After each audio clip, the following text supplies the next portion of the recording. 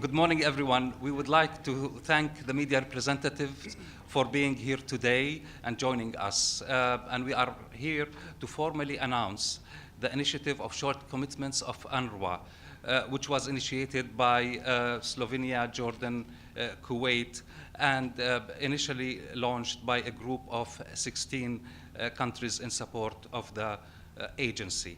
I am glad to inform that until this morning we have 118 member states that have joined the initiative, and actually just before I came here I had some colleagues who calling to join.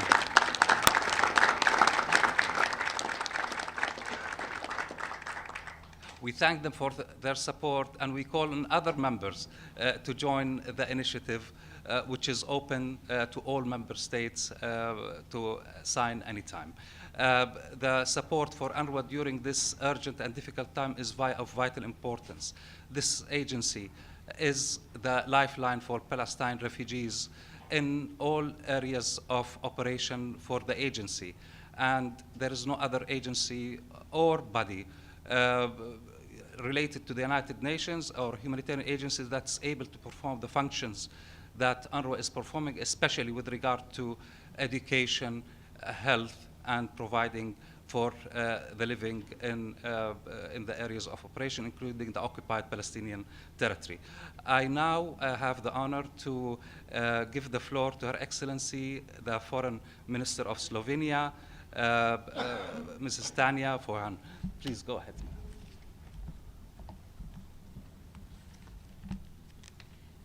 Thank you very much. Good morning to all representatives of the media, Excellencies. It's my great honor to be today together with you here. As we just heard, UNRWA, the agency, is indispensable, and it's daily saving lives of citizens. I want to first thank my friends and colleagues, Foreign Minister Safadi of Jordan and Foreign Minister Al-Yaha of Kuwait, for their work on this initiative, and I also want to thank every single ambassador here and around and mission joining us here today. With these shared commitments, we are sending a strong signal of political support to UNRWA. Commitments emphasize the vital role of agency in accordance with its General Assembly mandate in providing life-saving assistance to generations of Palestinian refugees. Commitments are focused on, and allow me to list them: recognition of the role of the agency, UNRWA as the backbone of all humanitarian response in Gaza, appreciation to the Secretary General and Commissioner General for their dedication to the UNRWA mandate and mission, the need for implementation of the recommendations of the independent review group report, initiation of the OIOS investigation, call for a full and thorough investigation of the allegations, and the need for full accountability. Appreciation and admiration for the work of the staff of the agency in all fields of operation in fulfillment of the agency's mandate, and the respect for the principles of humanity, neutrality, impartiality, and independence.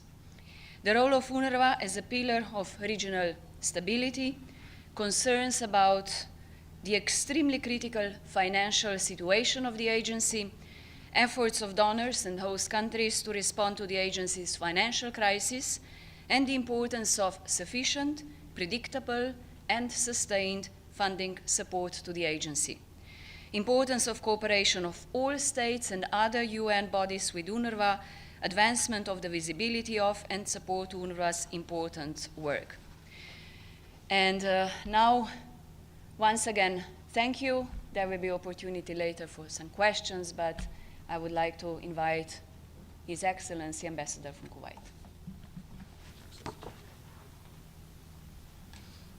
Good morning, everybody. I would like to once again thank everybody for joining us here today. As the pledging conference is taking place in a few minutes, we wanted to do this presentation today when the agency is the main focus of our work. I count on all of us to be guided by these commitments in our full cooperation with the agency. I now have the full honor of introducing and giving the floor to His Excellency, the Commissioner General of UNRWA. Thank you. Thank you so much, and special thanks to Slovenia, to Jordan, to Kuwait, but to all of you for showing up today and for your very strong support of solidarity, not only to the agency but also to its staff. And I have to say, we just heard the number, 118 member states have signed off of this joint commitment, and among them we have all the members of the Security Council. And this, today, it's an important day for the agency because you know that we are also undergoing fierce attacks which are politically motivated, and hence the importance that member states restate their support and their trust to the agency to whom they are conferring such an important mandate.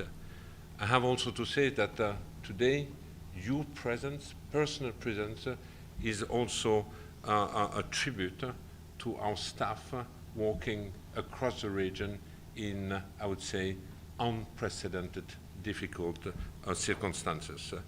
But this is also a testimony that UNRWA is the backbone and remains the backbone of the humanitarian response, but also a testimony that there is no other alternative except than a political solution to allow UNRWA to phase out its activities. Meanwhile, millions of people will rely on its human development activities. And today, during the conference, I will also stress one example, the importance of education. We have today in Gaza 1 in 2 persons under the age of 18.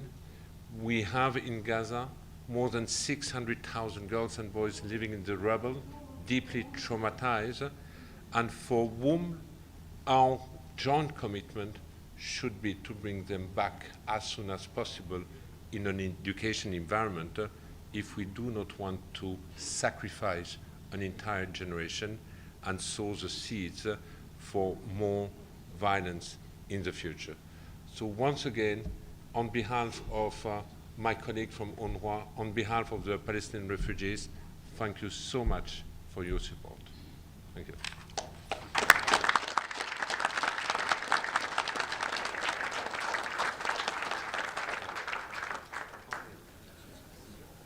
Thank you, everyone, and this concludes this event. Thank you.